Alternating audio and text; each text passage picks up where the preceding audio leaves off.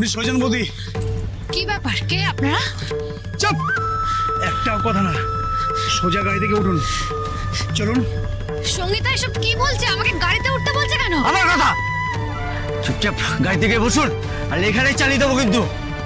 চলুন, উঠুন গাড়িতে, উঠুন, চলুন চলুন বলছি।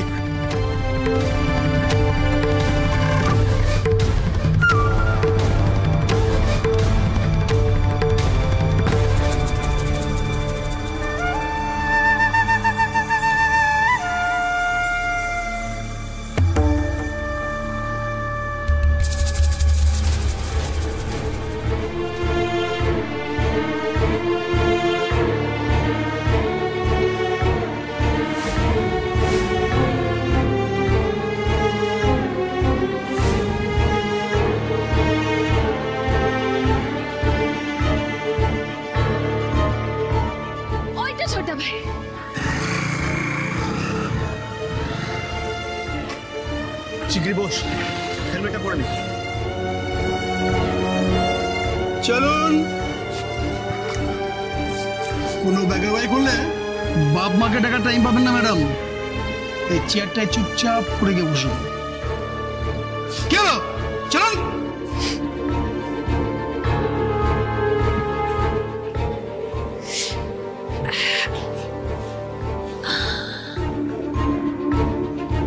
বিমান কোথায়? এখনো আসেনি?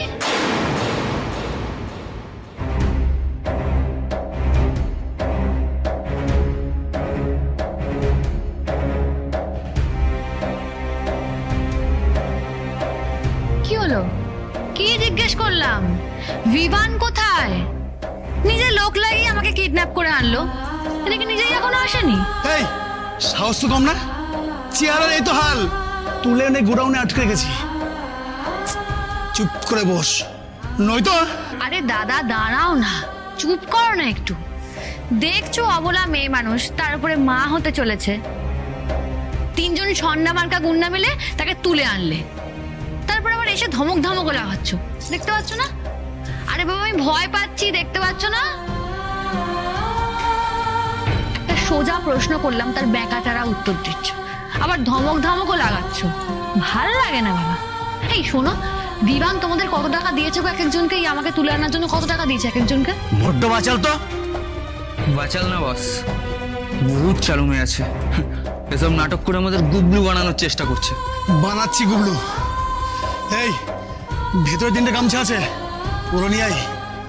চেয়ারে বসিয়ে হাত দুটো আর মুখটাকে ভালো করে বেঁধে দে, আমি দাদাকে ফোন লাগাচ্ছি।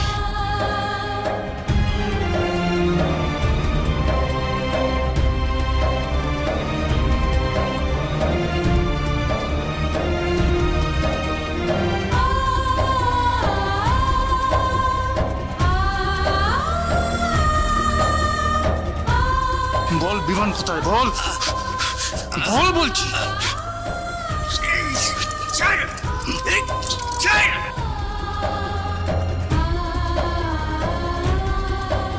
বল তোদের গুরু কোথায়? বল।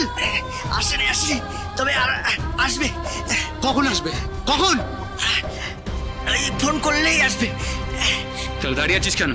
স্পিকার অন করে ফোন কর, কর। ঠিকঠাক ভাবে কথা বলি, বলে দিলাম।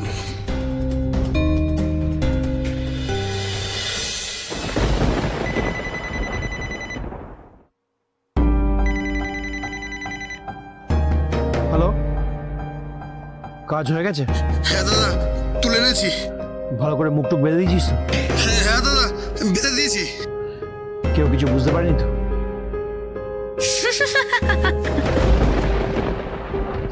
এই এই কার একটা আওয়াজ পেলাম, একটা মেয়ের গলা মনে হলো হাসছে। কি রে, মেয়ে ফে ঢুকেছিস নাকি? হ্যাঁ দাদা, আপনি তো বললেন মেয়েটাকে আনতে। মানে তার তো মুখ বাঁধা, আর তাছাড়া ও তো কান্নার আওয়াজ আসবে, হাসির আওয়াজ আসছে কেন? ওই আমাদের একজন সিনেমা দেখছিল তো মোবাইলে, হিরোইন হেসে উঠেছে। ও তাই বল। ঠিক আছে, চারিদিকে খেয়াল রাখবি, ওখানে যেন কেউ না ঢুকতে পারে। ঠিক আছে, রাখছি। আচ্ছা দাদা। ব্যাস, আমার কাজ শেষ। ওর বাচ্চা পেটে নিয়ে স্বর্গে যাবে।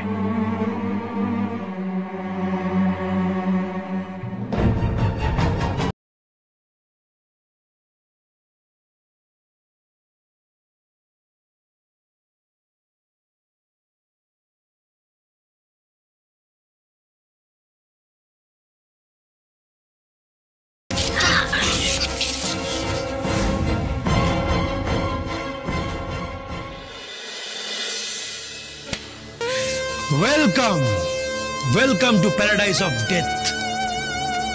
কি ছোট বৌদি কষ্ট হচ্ছে?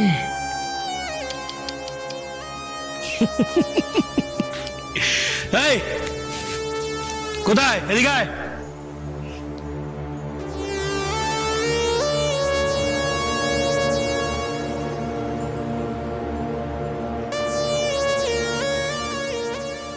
এই তো, এই যা ছোট বৌদির কষ্ট হচ্ছে, হাতটা খুলে দে।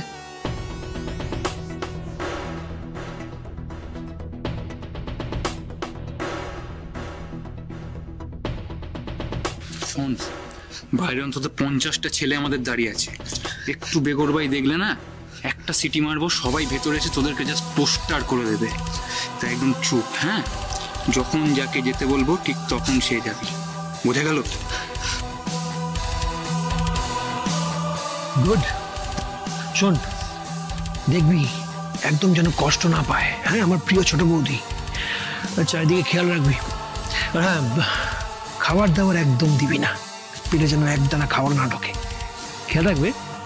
যা। কি ছোট বৌদি?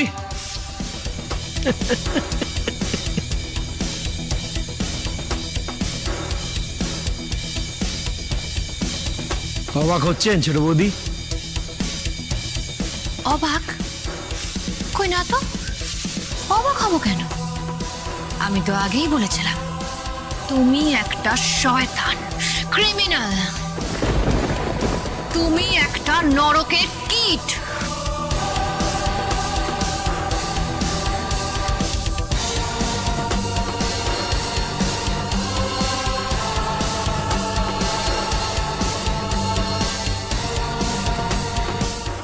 কষ্ট করে সঙ্গীতাকে বিয়ে করে বাড়িতে এন্ট্রি নিলে, এত নাটক করে বাড়ির সকলের কাছে হিরো সাজলে, আবার নাকি গোয়েন্দা লাগিয়ে আমাকে কারখানা থেকে খুঁজেও বের করলে, সব ওই সৌমিলির কাছ থেকে টাকা খেয়ে।